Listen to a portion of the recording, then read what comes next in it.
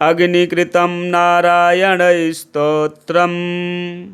अग्निरुवाच विशुद्धविज्ञानघनं पुराणं सनातनं विश्वसृजां पतिं गुरुम् अनेकमेकं जगदेकनाथं नमाम्यनन्ताश्रितशुद्धबुद्धिं मायामयीं शक्तिमुपेत्य विश्वकर्तारमुद्दिश्य रजोपयुक्तं सत्त्वेन चास्य स्थितिहेतुमुग्र मथोतमोभिग्रसितारमीडे अविद्यया विश्वविमोहितात्मा विद्यैकरूपं विततं त्रिलोक्यां विद्याश्रितत्वात् सकलज्ञमीशं त्वविद्यया जीवमहं प्रपद्ये भक्तेच्छया विस्कृतदेहयोग मा भोगभोगार्पितयोगयोगम् कौशेयपीताम्बरजुष्टशक्तिं विचित्रशक्त्यष्टमयेष्टमीडे विचित्रशक्त्यष्टमयेष्टमीडे। अग्निकृतं नारायणस्तोत्रं सम्पूर्णम्। श्रीनारायण हृदयस्तोत्रम्। हरिः ओम्। अस्य श्रीनारायण हृदयस्तोत्रमहामन्त्रस्य भार्गवऋषिः अनुष्टुप् छन्दः। लक्ष्मीनारायणो देवता नारायणप्रीत्यर्थे जपे विनियोगः करन्यासः।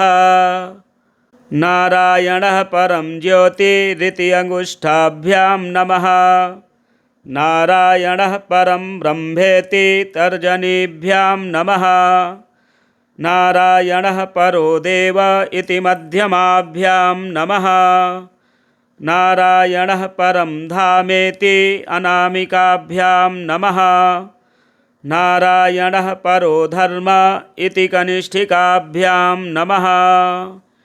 विश्वं नारायण इति करतलकरपृष्ठाभ्यां नमः। अङ्गन्यासः। नारायणः परं ज्योतिरिति हृदयाय नमः। नारायणः परं ब्रह्मेति शिरसे स्वाहा। नारायणः परो देव इति शिखायै वौषट्। नारायणः परं धामेति कवचाय हुम्। नारायणः परो धर्म इति नेत्राभ्यां वौषट्। विश्वं नारायण इति अस्त्राय फट्। भूर्भुवस्वरोमिति दिग्बन्धः। अथ ध्यानम्। उद्यदादित्यशङ्काशं पीतवाशं चतुर्भुजं शङ्खचक्रगदापाणिं ध्यायेल्लक्ष्मीपतिं हरिं। त्रैलोक्याधारचक्रं तदुपरि कमठं तत्र चानन्तभोगी। तन्मध्ये भूमिपद्माङ्कुशशिखरदलं कर्णिकाभूतमेरुम्। तत्रत्यं शान्तमूर्तिं मणिमयमकुटं कुण्डलोद्भासिताङ्गं लक्ष्मीनारायणाख्यं सरसिजनयनं सन्ततं चिन्तयामः। अस्य श्रीनारायणहृदयस्तोत्रमहामन्त्रस्य ब्रह्मऋषिः अनुष्टुप् छन्दः। नारायणो देवता नारायणप्रीत्यर्थे जपे विनियोगः। ॐ नारायणः परं ज्योतिरात्मा नारायणः परः। नारायणः परं ब्रह्म नारायण नमोऽस्तु ते।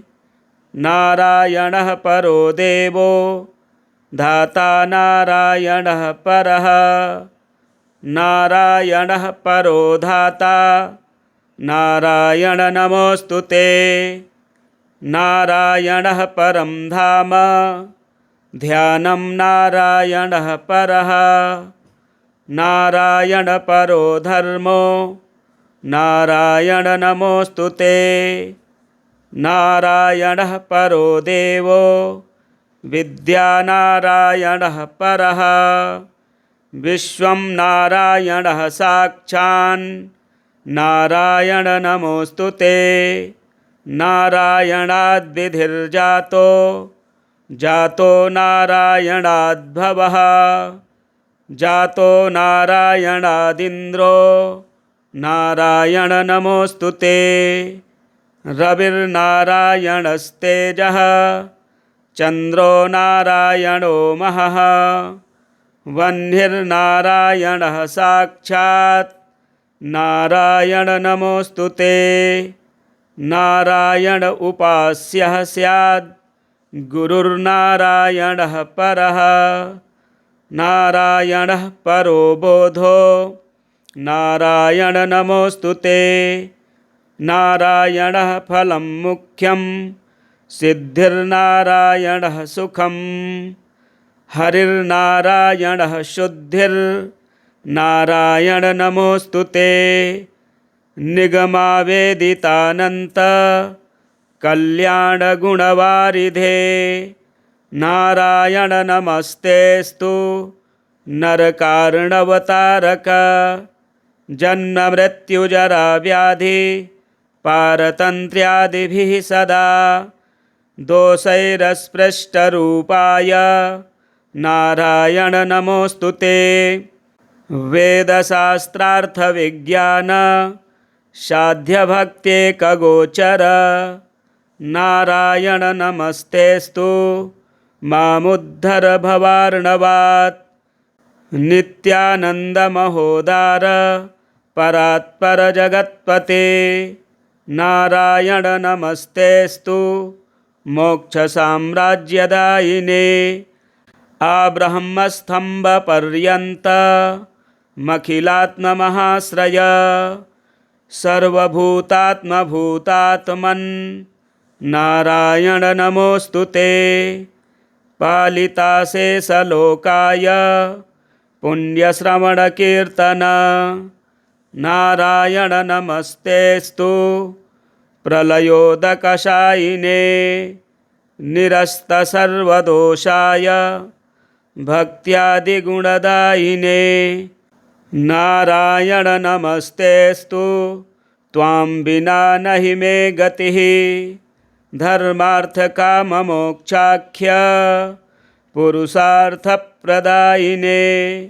नारायण नमस्तेस्तु पुनस्तेस्तु नमो नमः नारायण त्वमेवासि दहराख्ये हृदि स्थितः प्रेरिता प्रेर्यमाणानां त्वया प्रेरितमानसः त्वदाज्ञां शिरसा कृत्वा भजामि जनपावनं नानोपासनमार्गाणां भवकृद्भावबोधकः भावार्थकृद्भवातीतो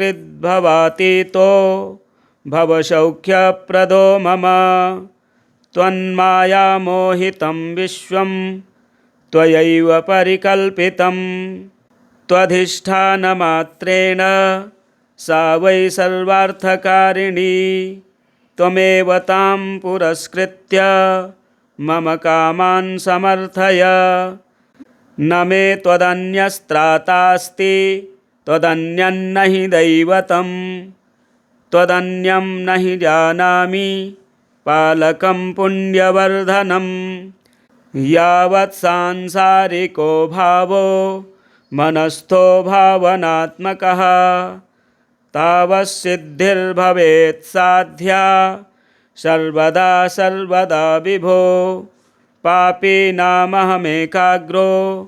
दयालूनां त्वमग्रणीः दयदीनो मदन्योऽस्ति तव कोऽत्र जगत्त्रये त्वयाहं नैव सृष्टश्चेत् न स्यात्तव दयालुता आमयो वा न सृष्टश्चेदौषधस्य वृथोदयः पापसङ्गपरिश्रान्तः पापात्मा पापरूपधृक् त्वदन्यः कोऽत्र पापेभ्यः त्रातास्ति जगति तले त्वमेव माता च पिता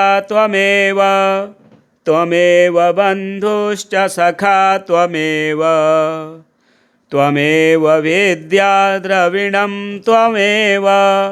त्वमेव सर्वं मम देवदेव प्रार्थनादशकं चैव मूलाष्टकमतः परं यः पठेत् शृणुया नित्यं तस्य लक्ष्मीः स्थिरा भवेत् नारायणस्य हृदयं सर्वाभीष्टफलप्रदं लक्ष्मीहृदयकं स्तोत्रं यदि चैतद्विना कृतं तत्सर्वं निष्फलं प्रोक्तं लक्ष्मीः क्रुध्यति सर्वदा एतत् संकलितं स्तोत्रं सर्वाभीष्टफलप्रदं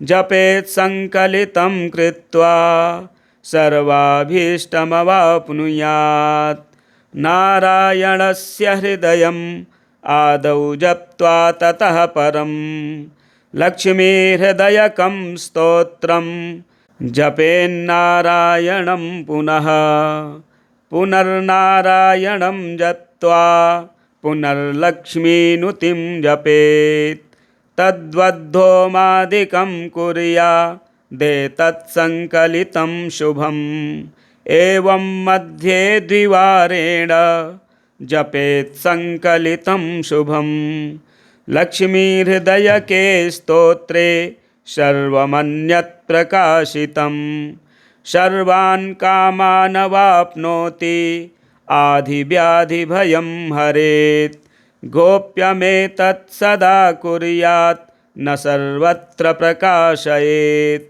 इति गुह्यतमं शास्त्रं प्रोक्तं ब्रह्मादिभिः पुरा लक्ष्मीहृदयप्रोक्तेन विधिना साधयेत् सुधीः तस्मात् सर्वप्रयत्नेन साधयेत् गोपयेत् सुधीः यत्रैतत्पुस्तकं तिष्ठेत् लक्ष्मीनारायणात्मकं भूतपैशाच वेताल भयं नैव तु सर्वदा भृगुवारे तथा रात्रौ पूजयेत् पुस्तकद्वयं सर्वदा स्तुत्यं गोपयेत् साधयेत् सुधीः गोपनात् साधनाल्लोके धन्यो भवति तत्त्वतः धन्यो भवति तत्त्वतः इत्यथर्वणरहस्ये उत्तरभागे नारायणहृदयस्तोत्रं सम्पूर्णम् जगन्नाथकवचं विन्यस्य व्यापकं सर्वैर्न्यासं कुर्यात् समाहितः प्राणायामत्रयं कुर्यान् मूलेन पञ्चविंशतिं वध्नीयात् कवचं दिव्यं सर्वपापापनोदनं पूर्वे मां पातु गोविन्दो वारिजाक्षस्तु दक्षिणे प्रद्युम्नः पश्चिमे पातु ऋषिकेशस्तथोत्तरे आग्नेयां नरसिंहस्तु नैऋत्यां मधुसूदनः वायव्यां श्रीधरः पातु ऐशान्यां च गदाधरः ऊर्ध्वं त्रिविक्रमः पातु अधो वाराहरूपधृक् सर्वत्र पातु मां देवः शङ्खचक्रगदाधरः नारायणो मनः पातु चैतन्यं गरुडध्वजः। पातु मे बुद्ध्यहङ्कारौ त्रिगुणात्मा जनार्दनः। इन्द्रियाणि सदा पातु दैत्यवर्गनिकृन्तनः। एवं बद्धा च कवचं निष्पापो जायते पुमान्। षोडशैरुपचारैश्च मनसा कल्पितैर्नरः। षोडशैरुपचारैश्च मनसा कल्पितैर्नरः।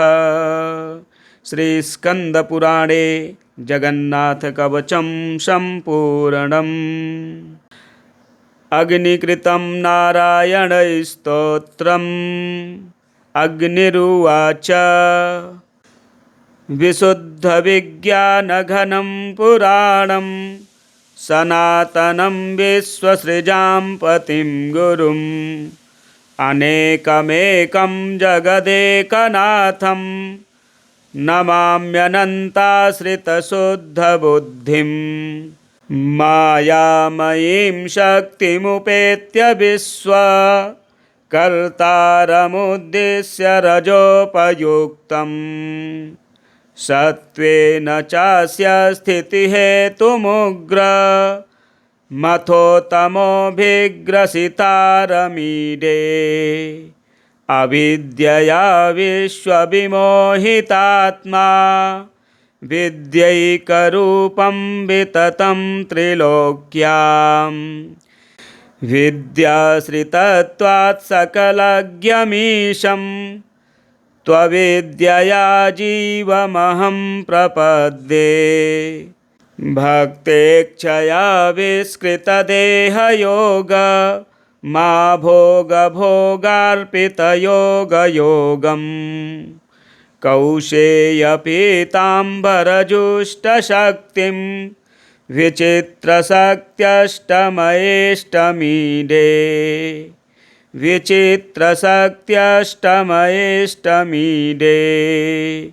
अग्निकृतं नारायणस्तोत्रं सम्पूर्णम्। श्रीनारायणहृदयस्तोत्रम्। हरिः ओम्। अस्य श्रीनारायणहृदयस्तोत्रमहामन्त्रस्य भार्गवऋषिः अनुष्टुप् छन्दः। लक्ष्मीनारायणो देवता नारायणप्रीत्यर्थे जपे विनियोगः। करन्यासः नारायणः परं ज्योतिरिति अंगुष्ठाभ्यां नमः। नारायणः परं ब्रह्मेति तर्जनीभ्यां नमः। नारायणः परो देव इति मध्यमाभ्यां नमः। नारायणः परं धामेति अनामिकाभ्यां नमः। नारायणः परो धर्म इति कनिष्ठिकाभ्यां नमः। विश्वं नारायण इति करतलकरपृष्ठाभ्यां नमः। अङ्गन्यासः नारायणः परं ज्योतिरिति हृदयाय नमः। नारायणः परं ब्रह्मेति शिरसे स्वाहा। नारायणः परो देव इति शिखायै वौषट्।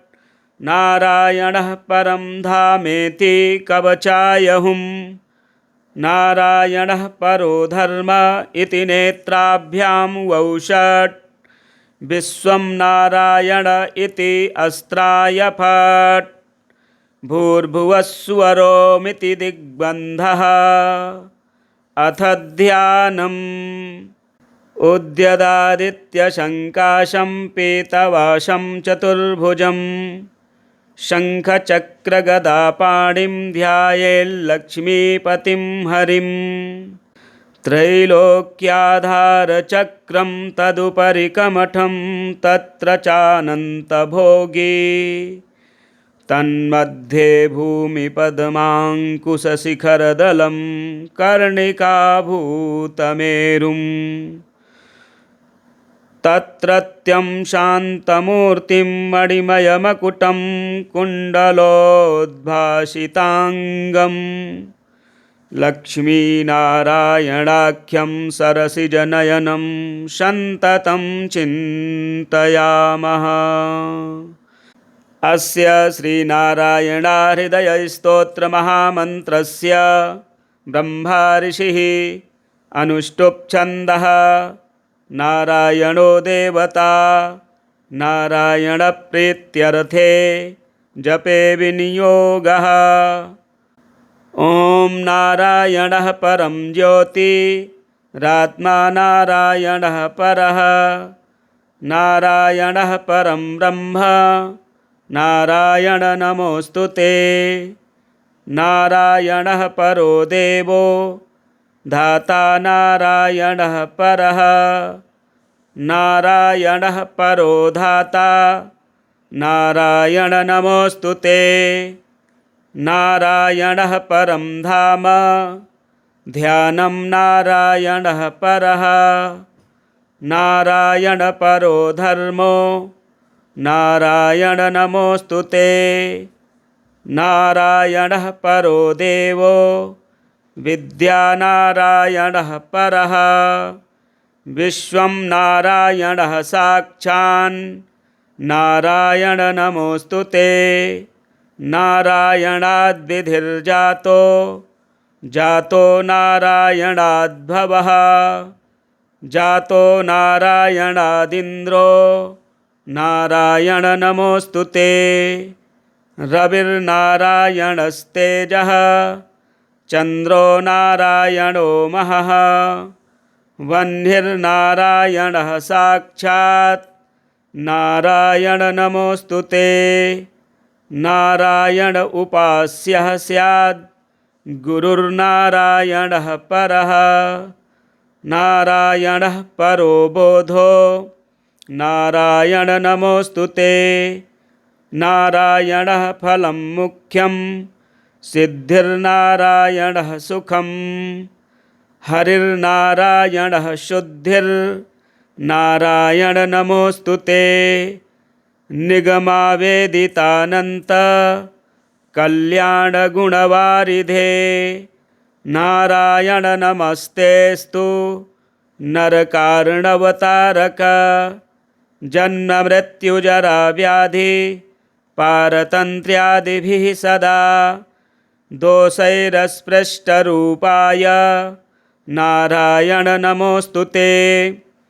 वेदशास्त्रार्थविज्ञान साध्यभक्त्येकगोचर नारायण नमस्तेस्तु मामुद्धर भवार्णवात्। नित्यानन्दमहोदार परात्पर जगत्पते नारायण नमस्तेस्तु मोक्षसाम्राज्यदायिने। आब्रह्मस्तम्भपर्यन्तमखिलात्ममहाश्रय सर्वभूतात्मभूतात्मन् नारायण नमोऽस्तुते। पालिताशेषलोकाय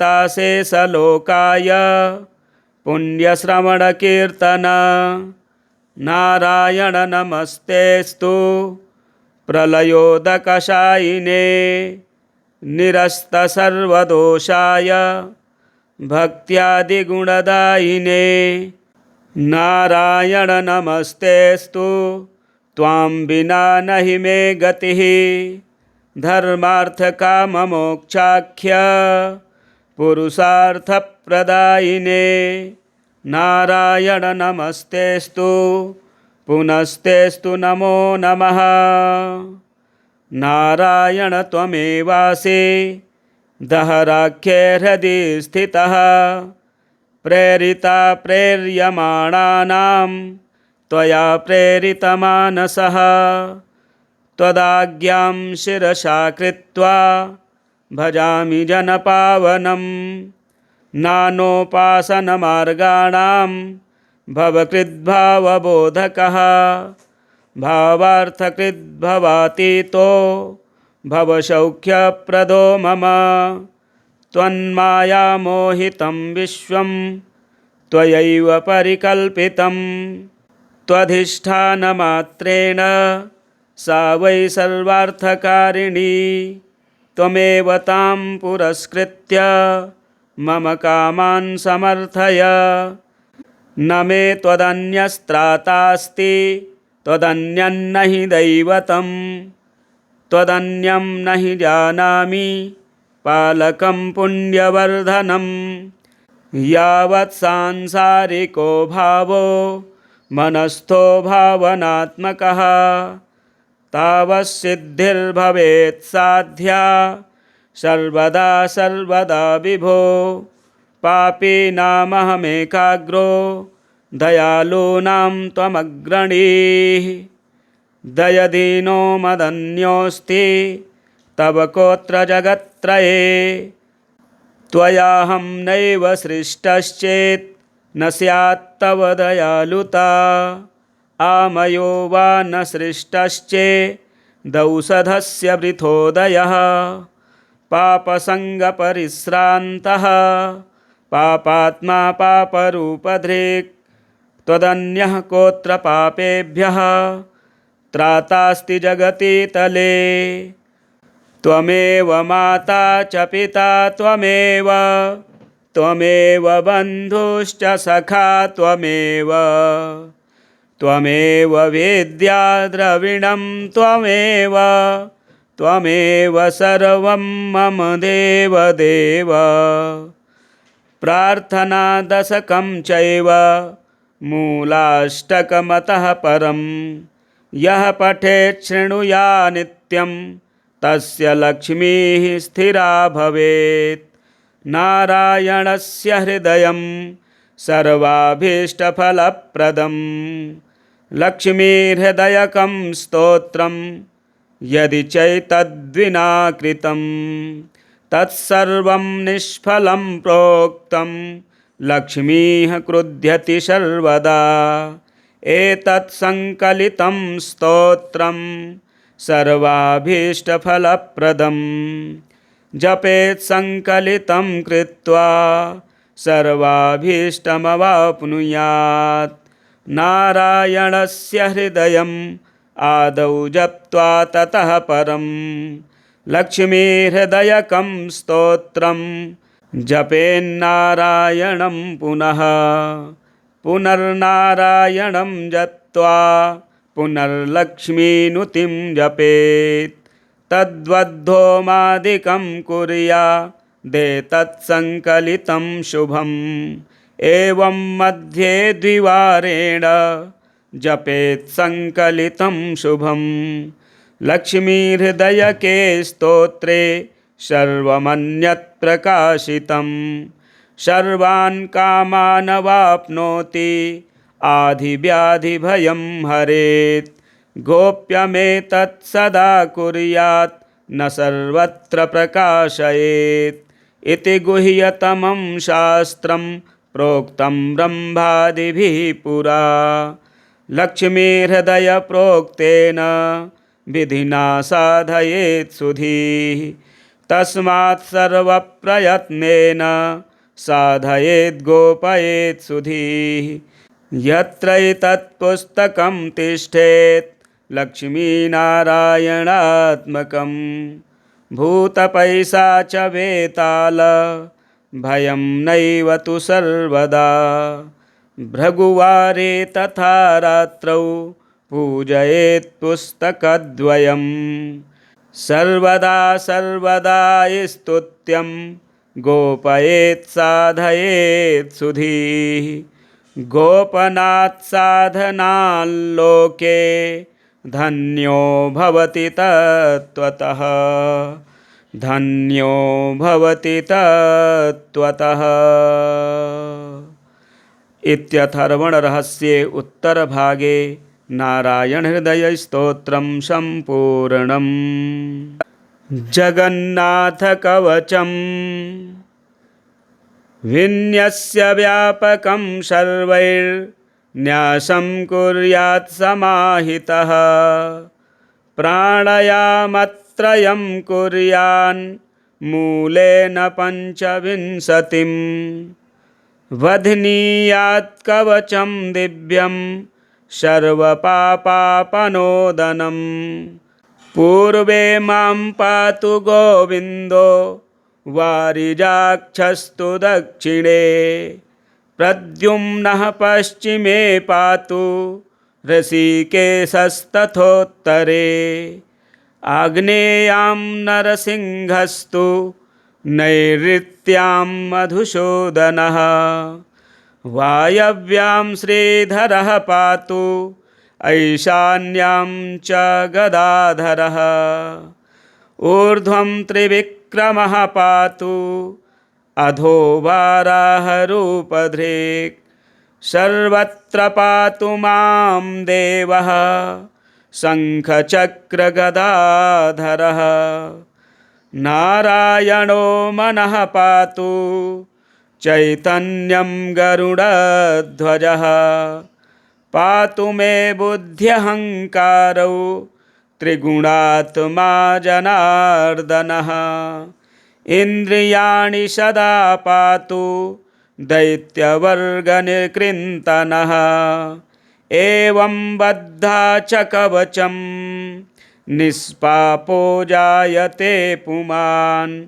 षोडशैरुपचारैश्च मनसा कल्पितैर्नरः।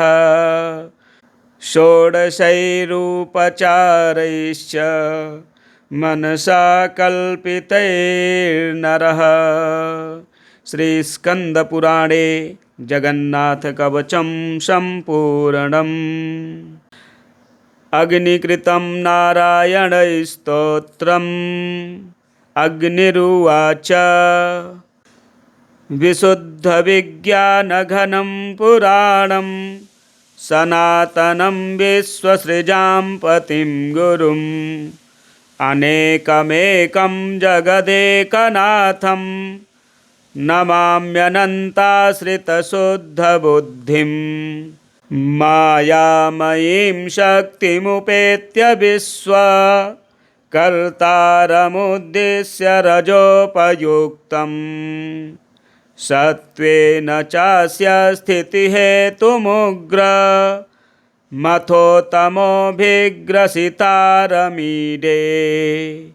अविद्यया विश्वविमोहितात्मा विद्यैकरूपं विततं त्रिलोक्यां। विद्याश्रितत्वात् सकलज्ञमीशं त्वविद्यया जीवमहं प्रपद्ये। भक्तेच्छया विस्कृतदेहयोग मा भोगभोगार्पितयोगयोगम्। कौशेयपीताम्बरजुष्टशक्तिं विचित्रशक्त्यष्टमयेष्टमीडे। विचित्रशक्त्यष्टमयेष्टमीडे। अग्निकृतं नारायणस्तोत्रं सम्पूर्णम्। श्रीनारायणहृदयस्तोत्रम्। हरिः ओम्। अस्य श्रीनारायणहृदयस्तोत्रमहामन्त्रस्य भार्गवऋषिः अनुष्टुप् छन्दः। लक्ष्मीनारायणो देवता नारायणप्रीत्यर्थे जपे विनियोगः। करन्यासः नारायणः परं ज्योतिरिति अंगुष्ठाभ्यां नमः। नारायणः परं ब्रह्मेति तर्जनीभ्यां नमः। नारायणः परो देव इति मध्यमाभ्यां नमः। नारायणः परं धामेति अनामिकाभ्यां नमः। नारायणः परो धर्म इति कनिष्ठिकाभ्यां नमः। विश्वं नारायण इति करतलकरपृष्ठाभ्यां नमः। अङ्गन्यासः नारायणः परं ज्योतिरिति हृदयाय नमः। नारायणः परं ब्रह्मेति शिरसे स्वाहा। नारायणः परो देव इति शिखायै वौषट्। नारायणः परं धामेति कवचाय हुम् नारायणः परो धर्म इति नेत्राभ्यां वौषट् विश्वं नारायण इति अस्त्राय फट् भूर्भुवस्सुवरोमिति दिग्बन्धः अथ ध्यानम् उद्यदादित्यशङ्काशं पीतवाशं चतुर्भुजं शङ्खचक्रगदापाणिं ध्यायेल्लक्ष्मीपतिं हरिं त्रैलोक्याधारचक्रं तदुपरि कमठं तत्र चानन्तभोगी तन्मध्ये भूमिपद्माङ्कुशशिखरदलं कर्णिकाभूतमेरुम् तत्रत्यं शान्तमूर्तिं मणिमयमकुटं कुण्डलोद्भासिताङ्गं लक्ष्मीनारायणाख्यं सरसिजनयनं सन्ततं चिन्तयामः। अस्य श्रीनारायणाहृदयस्तोत्रमहामन्त्रस्य ब्रह्मा ऋषिः अनुष्टुप्छन्दः नारायणो देवता नारायणप्रीत्यर्थे जपे विनियोगः। ॐ नारायणः परं ज्योतिरात्मा नारायणः परः नारायणः परं ब्रह्म नारायण नमोऽस्तु ते नारायणः परो देवो धाता नारायणः परः नारायणः परो धाता नारायण नमोऽस्तु ते नारायणः परं धाम ध्यानं नारायणः परः नारायण परो धर्मो नारायण नमोऽस्तु ते नारायणः परो देवो विद्या नारायणः परः विश्वं नारायणः साक्षान् नारायण नमोऽस्तु ते नारायणाद्विधिर्जातो जातो नारायणाद्भवः जातो नारायणादिन्द्रो नारायण नमोऽस्तु ते रविर्नारायणस्तेजः चन्द्रो नारायणो महः वह्निर्नारायणः साक्षात् नारायण नमोऽस्तु ते नारायण उपास्यः स्याद् गुरुर्नारायणः परः नारायणः परो बोधो नारायण नमोऽस्तु ते नारायणः फलं मुख्यं सिद्धिर्नारायणः सुखं हरिर्नारायणः शुद्धिर्नारायण नमोऽस्तु ते निगमावेदितानन्त कल्याणगुणवारिधे नारायण नमस्तेस्तु नरकार्णवतारक जन्ममृत्युजराव्याधि पारतन्त्र्यादिभिः सदा दोषैरस्पृष्टरूपाय नारायण नमोऽस्तु ते वेदशास्त्रार्थविज्ञान साध्यभक्त्येकगोचर नारायण नमस्तेस्तु मामुद्धर भवार्णवात् नित्यानन्दमहोदार परात्पर जगत्पते नारायण नमस्तेस्तु मोक्षसाम्राज्यदायिने आब्रह्मस्तम्भपर्यन्तमखिलात्ममहाश्रय सर्वभूतात्मभूतात्मन् नारायण नमोऽस्तु ते पालिताशेषलोकाय पुण्यश्रवणकीर्तन नारायण नमस्तेस्तु प्रलयोदकशायिने निरस्तसर्वदोषाय भक्त्यादिगुणदायिने नारायण नमस्तेस्तु त्वां विना न हि मे गतिः धर्मार्थकाममोक्षाख्य पुरुषार्थप्रदायिने नारायण नमस्तेस्तु पुनस्तेस्तु नमो नमः।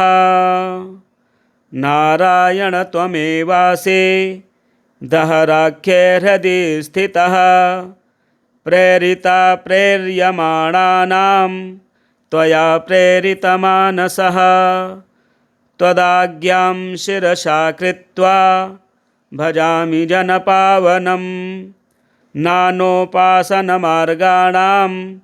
भवकृद्भावबोधकः भावार्थकृद्भवातीतो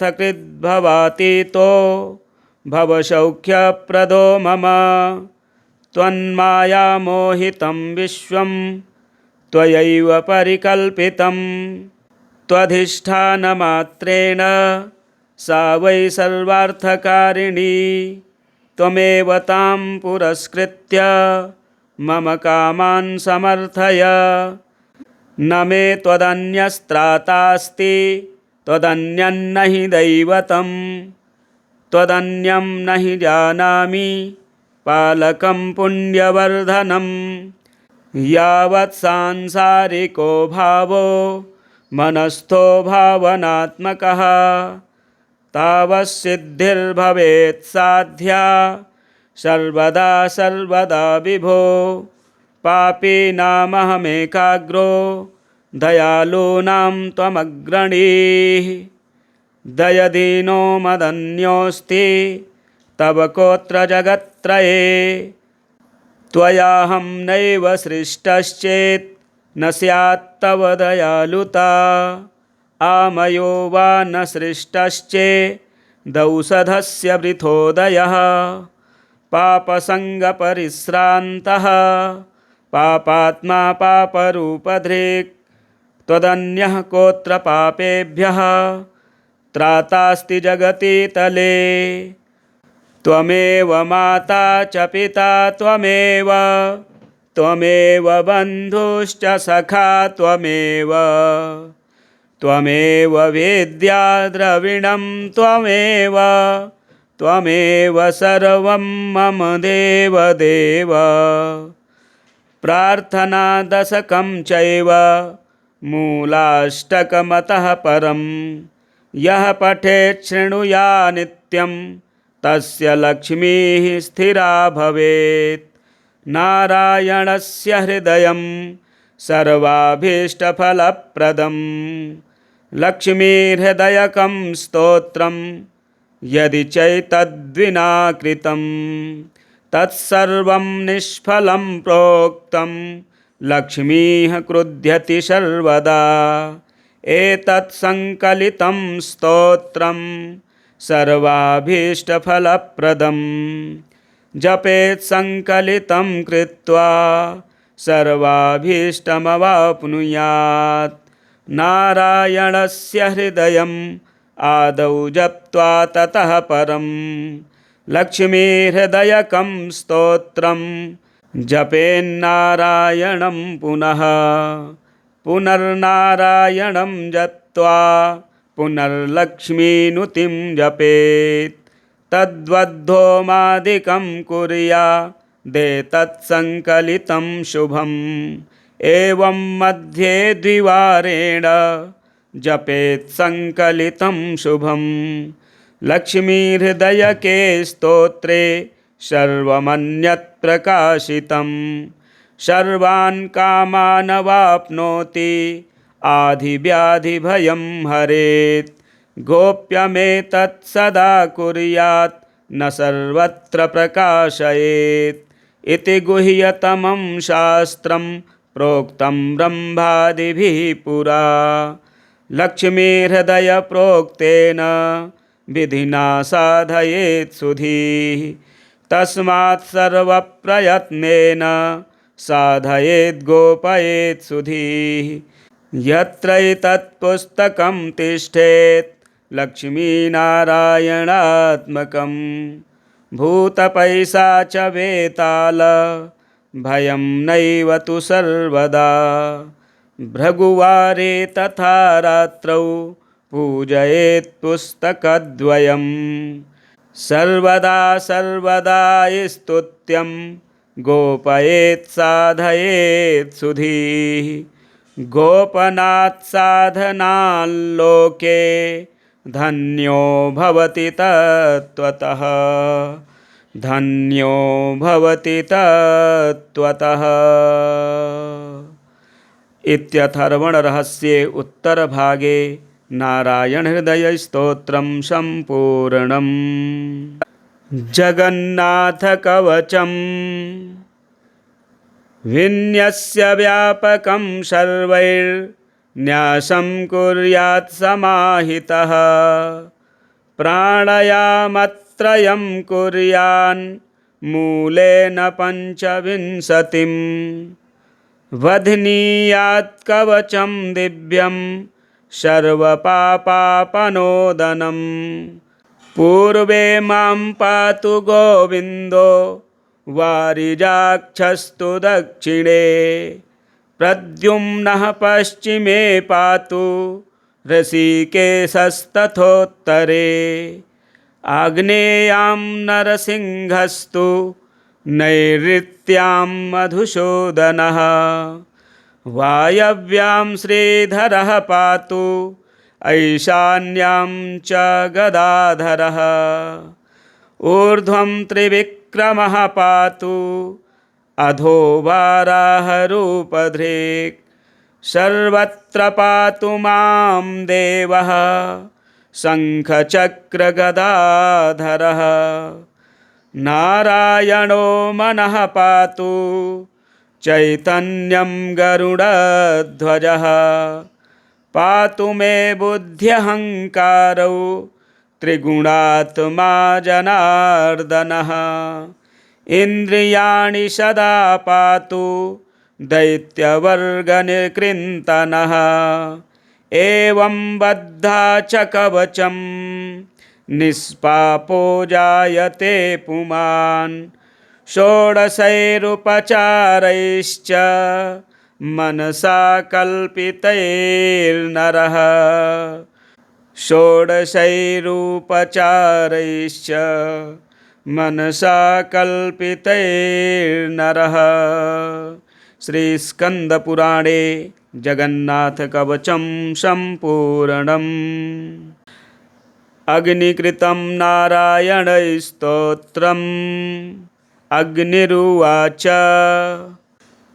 विशुद्धविज्ञानघनं पुराणं सनातनं विश्वसृजां पतिं गुरुम् अनेकमेकं जगदेकनाथं नमाम्यनन्ताश्रितशुद्धबुद्धिं मायामयीं शक्तिमुपेत्य विश्वकर्तारमुद्दिश्य रजोपयुक्तम् सत्त्वेन चास्य स्थितिहेतुमुग्र मथोतमोभिग्रसितारमीडे अविद्यया विश्वविमोहितात्मा विद्यैकरूपं विततं त्रिलोक्याम् विद्याश्रितत्वात् सकलज्ञमीशम् त्वविद्यया जीवमहं प्रपद्ये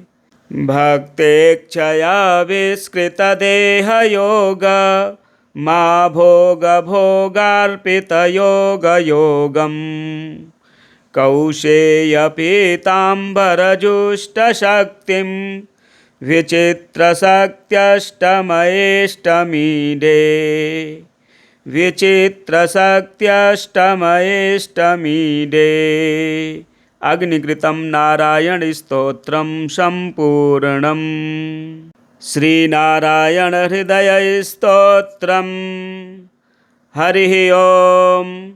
अस्य श्रीनारायणहृदयस्तोत्रमहामन्त्रस्य भार्गवऋषिः अनुष्टुप् छन्दः। लक्ष्मीनारायणो देवता नारायणप्रीत्यर्थे जपे विनियोगः करन्यासः नारायणः परं ज्योतिरिति अंगुष्ठाभ्यां नमः। नारायणः परं ब्रह्मेति तर्जनीभ्यां नमः। नारायणः परो देव इति मध्यमाभ्यां नमः। नारायणः परं धामेति अनामिकाभ्यां नमः। नारायणः परो धर्म इति कनिष्ठिकाभ्यां नमः। विश्वं नारायण इति करतलकरपृष्ठाभ्यां नमः। अंगन्यासः नारायणः परं ज्योतिरिति हृदयाय नमः। नारायणः परं ब्रह्मेति शिरसे स्वाहा। नारायणः परो देव इति शिखायै वौषट्। नारायणः परं धामेति कवचाय हुं। नारायणः परो धर्म इति नेत्राभ्यां वौषट्। विश्वं नारायण इति अस्त्राय फट्। भूर्भुवः स्वरोमिति दिग्बन्धः। अथ ध्यानम्। उद्यदादित्यशङ्काशं पीतवाशं चतुर्भुजं शङ्खचक्रगदापाणिं ध्यायेल्लक्ष्मीपतिं हरिं। त्रैलोक्याधारचक्रं तदुपरि कमठं तत्र चानन्तभोगी। तन्मध्ये भूमिपद्माङ्कुशशिखरदलं कर्णिकाभूतमेरुम्। तत्रत्यं शान्तमूर्तिं मणिमयमकुटं कुण्डलोद्भासिताङ्गं। लक्ष्मीनारायणाख्यं सरसिजनयनं सन्ततं चिन्तयामः।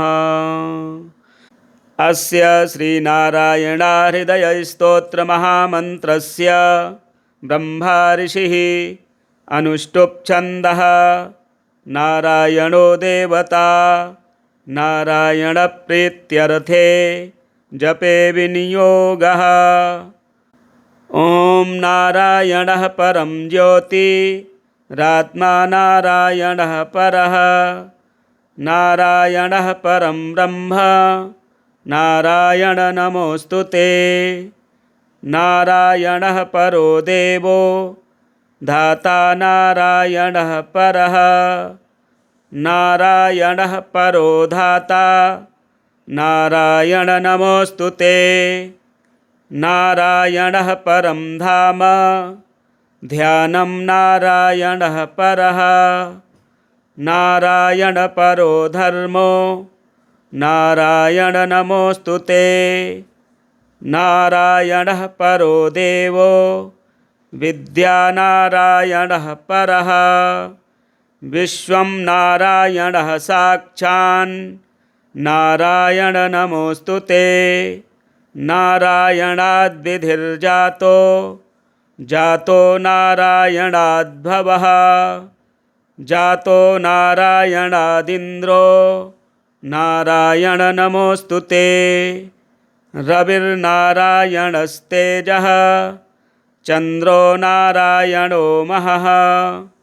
वह्निर्नारायणः साक्षात् नारायण नमोऽस्तु ते। नारायण उपास्यः स्याद् गुरुर्नारायणः परः। नारायणः परो बोधो नारायण नमोऽस्तु ते।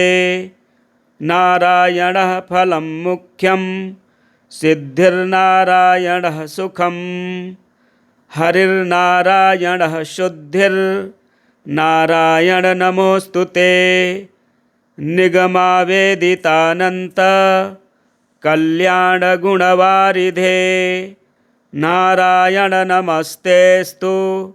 नरकार्णवतारक जन्ममृत्युजरा व्याधि पारतन्त्र्यादिभिः सदा दोषैरस्पृष्टरूपाय नारायण नमोऽस्तु ते।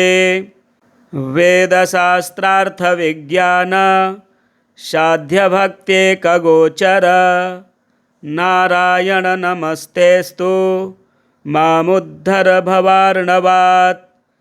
नित्यानन्दमहोदार परात्पर जगत्पते नारायण नमस्तेस्तु मोक्षसाम्राज्यदायिने।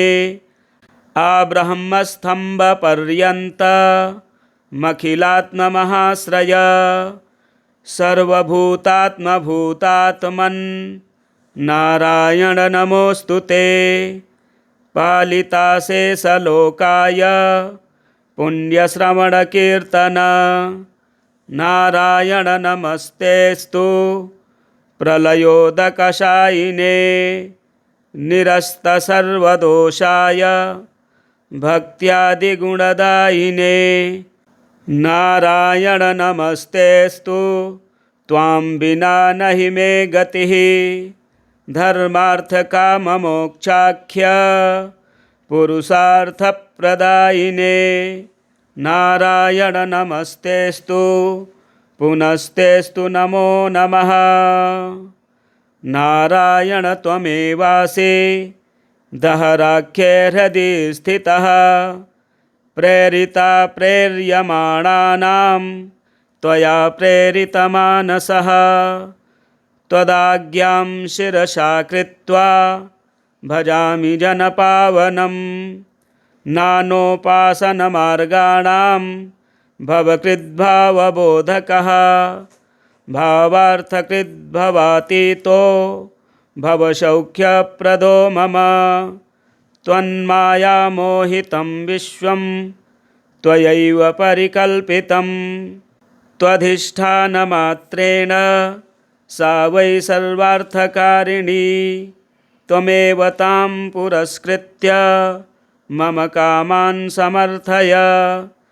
न मे त्वदन्यस्त्रातास्ति त्वदन्यं हि दैवतं त्वदन्यं न हि जानामि पालकं पुण्यवर्धनं। यावत् सांसारिको भावो मनस्थो भावनात्मकः तावत् सिद्धिर्भवेत् साध्या सर्वदा सर्वदा विभो। पापीनामहमेकाग्रो दयालूनां त्वमग्रणीः। दयदीनो मदन्योऽस्ति तव कोऽत्र जगत्त्रये। त्वयाहं नैव सृष्टश्चेत् न स्यात्तव दयालुता। आमयो वा न सृष्टश्चेदौषधस्य वृथोदयः। पापसङ्गपरिश्रान्तः पापात्मा पापरूपधृक्। त्वदन्यः कोऽत्र पापेभ्यः त्रातास्ति जगति तले।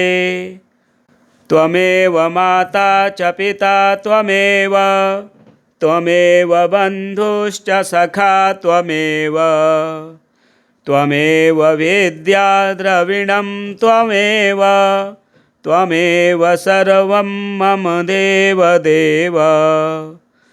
प्रार्थनादशकं चैव मूलाष्टकमतः परं यः पठेत् शृणुया नित्यं तस्य लक्ष्मीः स्थिरा भवेत्। नारायणस्य हृदयं सर्वाभीष्टफलप्रदं लक्ष्मीहृदयकं स्तोत्रं यदि चैतद्विना कृतं तत्सर्वं निष्फलं प्रोक्तं। लक्ष्मीः क्रुध्यति सर्वदा एतत् संकलितं स्तोत्रं सर्वाभीष्टफलप्रदं। जपेत् संकलितं कृत्वा सर्वाभीष्टमवाप्नुयात्। नारायणस्य हृदयम् आदौ जप्त्वा ततः परं लक्ष्मीहृदयकं स्तोत्रं जपेन्नारायणं पुनः पुनर्नारायणं जप्त्वा पुनर्लक्ष्मीनुतिं जपेत्। तद्वद्धोमादिकं कुर्यादेतत्सङ्कलितं शुभम्। एवं मध्ये द्विवारेण जपेत् संकलितं शुभम्। लक्ष्मीहृदयके स्तोत्रे सर्वमन्यत् प्रकाशितं सर्वान् कामानवाप्नोति आधिव्याधिभयं हरेत् गोप्यमेतत् सदा कुर्यात् न सर्वत्र प्रकाशयेत् इति गुह्यतमं शास्त्रं प्रोक्तं ब्रह्मादिभिः पुरा लक्ष्मीहृदयप्रोक्तेन विधिना साधयेत् सुधीः तस्मात् सर्वप्रयत्नेन साधयेत् गोपयेत् सुधीः यत्र एतत्पुस्तकं तिष्ठेत् लक्ष्मीनारायणात्मकं भूतपैशाच वेताल भयं नैव तु सर्वदा भृगुवारे तथा रात्रौ पूजयेत् पुस्तकद्वयम् सर्वदा सर्वदा स्तुत्यं गोपयेत् साधयेत् सुधीः गोपनात् साधनाल्लोके धन्यो भवति तत्त्वतः धन्यो भवति तत्त्वतः। इत्यथर्वणरहस्ये उत्तरभागे नारायणहृदयस्तोत्रं सम्पूर्णम्। जगन्नाथकवचं विन्यस्य व्यापकं सर्वैर्न्यासं कुर्यात् समाहितः प्राणायामत्रयं कुर्यान् मूलेन पञ्चविंशतिं वध्नीयात् कवचं दिव्यं सर्वपापापनोदनं पूर्वे मां पातु गोविन्दो वारिजाक्षस्तु दक्षिणे प्रद्युम्नः पश्चिमे पातु ऋषिकेशस्तथोत्तरे आग्नेयां नरसिंहस्तु नैऋत्यां मधुसूदनः वायव्यां श्रीधरः पातु ऐशान्यां च गदाधरः ऊर्ध्वं त्रिविक्रमः पातु अधो वाराहरूपधृक् सर्वत्र पातु मां देवः शङ्खचक्रगदाधरः नारायणो मनः पातु चैतन्यं गरुडध्वजः पातु मे बुद्ध्यहङ्कारौ त्रिगुणात्मा जनार्दनः इन्द्रियाणि सदा पातु दैत्यवर्गनिकृन्तनः एवं बद्धा च कवचं निष्पापो जायते पुमान् षोडशैरुपचारैश्च मनसा कल्पितैर्नरः षोडशैरुपचारैश्च मनसा कल्पितैर्नरः। श्रीस्कन्दपुराणे जगन्नाथकवचं सम्पूर्णम्। अग्निकृतं नारायणस्तोत्रम्। अग्निरुवाच विशुद्धविज्ञानघनं पुराणं सनातनं विश्वसृजां पतिं गुरुम् अनेकमेकं जगदेकनाथं नमाम्यनन्ताश्रितशुद्धबुद्धिं मायामयीं शक्तिमुपेत्य विश्वकर्तारमुद्दिश्य रजोपयुक्तं सत्त्वेन चास्य स्थितिहेतुमुग्र मथोतमोभिग्रसितारमीडे अविद्यया विश्वविमोहितात्मा विद्यैकरूपं विततं त्रिलोक्यां विद्याश्रितत्वात् सकलज्ञमीशं त्वविद्यया जीवमहं प्रपद्ये भक्तेच्छया विस्कृतदेहयोग मा भोगभोगार्पितयोगयोगं कौशेयपीताम्बरजुष्टशक्तिं विचित्रशक्त्यष्टमयेष्टमीडे विचित्रशक्त्यष्टमयेष्टमीडे। अग्निकृतं नारायणस्तोत्रं सम्पूर्णम्। श्रीनारायणहृदयस्तोत्रम्। हरिः ओम्।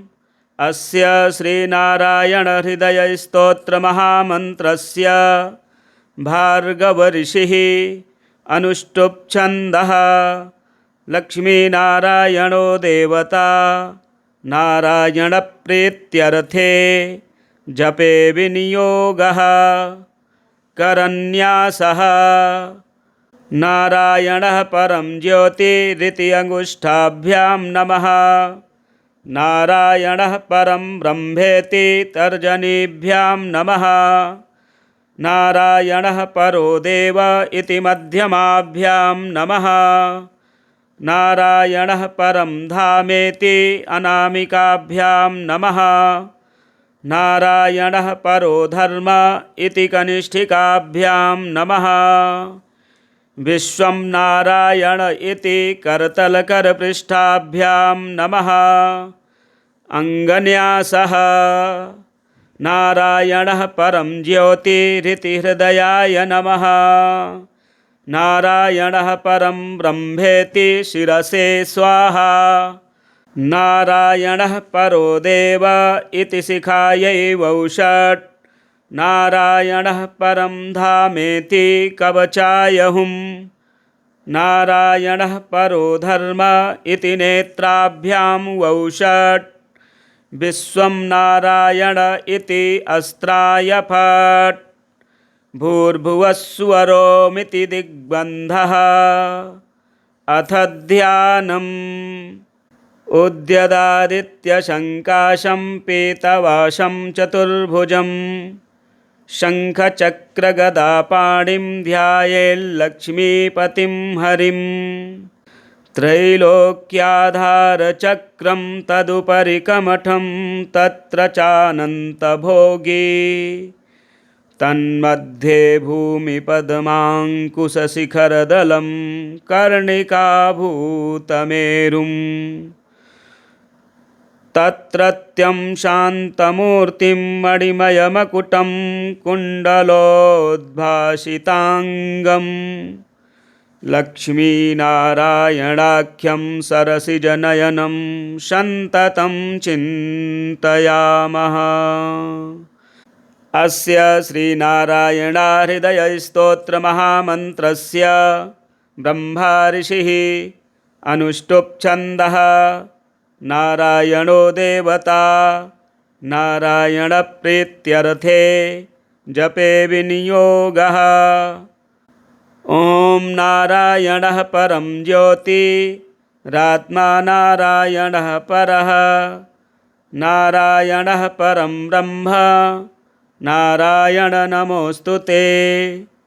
नारायणः परो देवो धाता नारायणः परः।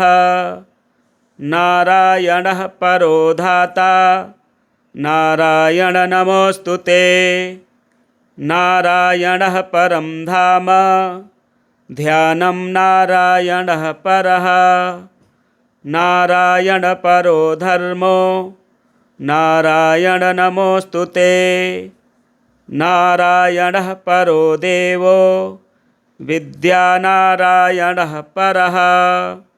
विश्वं नारायणः साक्षान् नारायण नमोऽस्तु ते।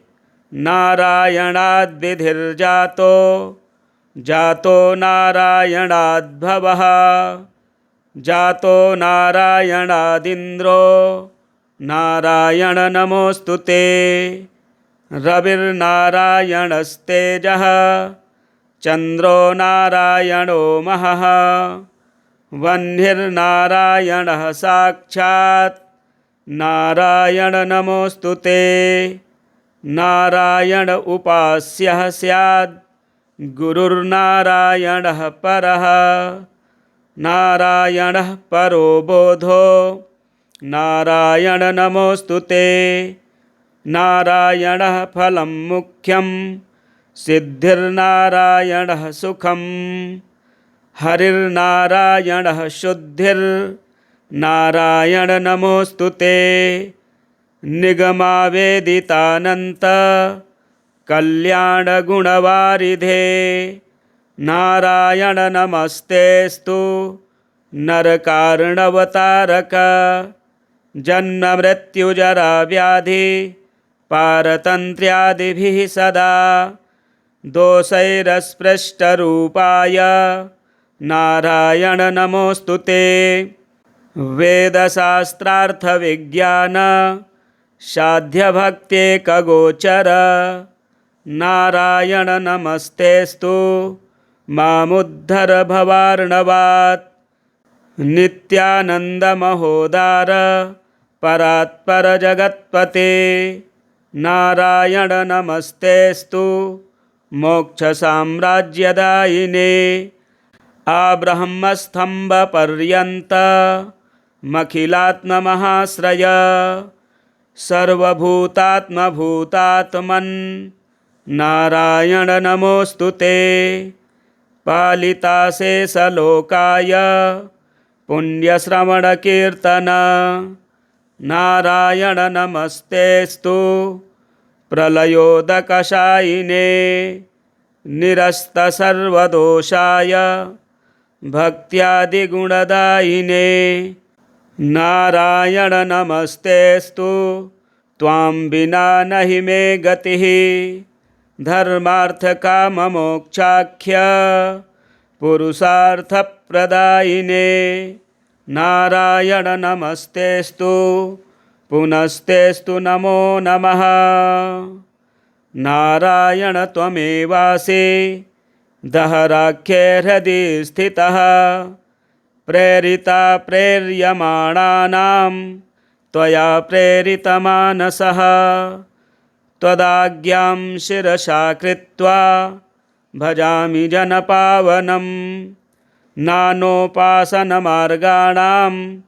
भवकृद्भावबोधकः भावार्थकृद्भवातीतो भवसौख्यप्रदो मम त्वन्मायामोहितं विश्वं त्वयैव परिकल्पितं त्वधिष्ठानमात्रेण सा वै सर्वार्थकारिणी त्वमेव तां पुरस्कृत्य मम कामान् समर्थय न मे त्वदन्यस्त्रातास्ति त्वदन्यन्न हि दैवतं त्वदन्यं न हि जानामि पालकं पुण्यवर्धनं यावत् सांसारिको भावो मनस्थो भावनात्मकः तावत् सिद्धिर्भवेत् साध्या सर्वदा सर्वदा विभो पापीनामहमेकाग्रो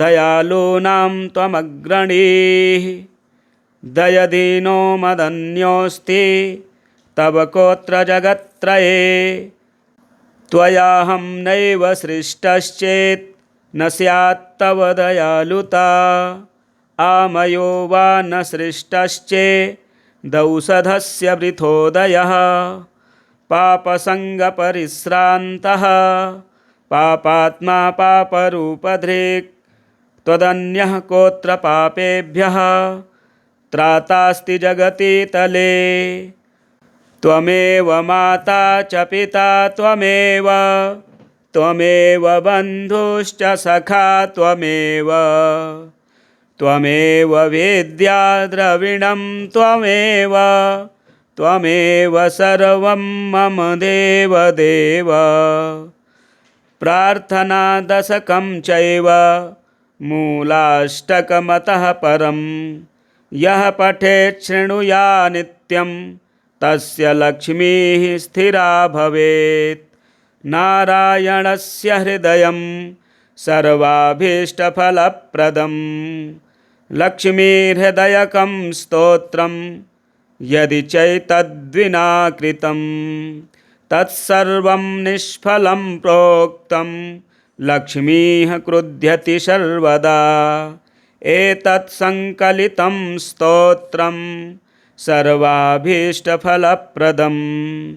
जपेत् सङ्कलितं कृत्वा सर्वाभीष्टमवाप्नुयात्। नारायणस्य हृदयम् आदौ जप्त्वा ततः परं लक्ष्मीहृदयकं स्तोत्रं जपेन्नारायणं पुनः। पुनर्नारायणं जप्त्वा पुनर्लक्ष्मीनुतिं जपेत्। तद्वद्धोमादिकं कुर्यादेतत्सङ्कलितं शुभम्। एवं मध्ये द्विवारेण जपेत् सङ्कलितं शुभम्। लक्ष्मीहृदयके स्तोत्रे सर्वमन्यत् प्रकाशितं। सर्वान् कामान् वाप्नोति आधिव्याधिभयं हरेत्। गोप्यमेतत् सदा कुर्यात् न सर्वत्र प्रकाशयेत्। इति गुह्यतमं शास्त्रं प्रोक्तं ब्रह्मादिभिः पुरा। लक्ष्मीहृदयप्रोक्तेन विधिना साधयेत् सुधीः। तस्मात् सर्वप्रयत्नेन साधयेत् गोपयेत् सुधीः। यत्र एतत्पुस्तकं तिष्ठेत् लक्ष्मीनारायणात्मकं। भूतपैशाच वेताल भयं नैव तु सर्वदा। भृगुवारे तथा रात्रौ पूजयेत् पुस्तकद्वयम्। सर्वदा सर्वदा स्तुत्यं गोपयेत् साधयेत् सुधीः। गोपनात् साधनाल्लोके धन्यो भवति तत्त्वतः। धन्यो भवति तत्त्वतः। इत्यथर्वणरहस्ये उत्तरभागे नारायणहृदयस्तोत्रं सम्पूर्णम्। जगन्नाथकवचं विन्यस्य व्यापकं सर्वैर्न्यासं कुर्यात् समाहितः। प्राणायामत्रयं कुर्यान् मूलेन पञ्चविंशतिम्। वध्नीयात् कवचं दिव्यं सर्वपापापनोदनम्। पूर्वे मां पातु गोविन्दो वारिजाक्षस्तु दक्षिणे। प्रद्युम्नः पश्चिमे पातु ऋषिकेशस्तथोत्तरे। आग्नेयां नरसिंहस्तु नैऋत्यां मधुसूदनः। वायव्यां श्रीधरः पातु ऐशान्यां च गदाधरः। ऊर्ध्वं त्रिविक्रमः पातु अधो वाराहरूपधृक्। सर्वत्र पातु मां देवः शङ्खचक्रगदाधरः। नारायणो मनः पातु चैतन्यं गरुडध्वजः। पातु मे बुद्ध्यहङ्कारौ त्रिगुणात्मा जनार्दनः। इन्द्रियाणि सदा पातु दैत्यवर्गनिकृन्तनः। एवं बद्धा च कवचं निष्पापो जायते पुमान्। षोडशैरुपचारैश्च मनसा कल्पितैर्नरः। षोडशैरुपचारैश्च मनसा कल्पितैर्नरः। श्रीस्कन्दपुराणे जगन्नाथकवचं सम्पूर्णम्।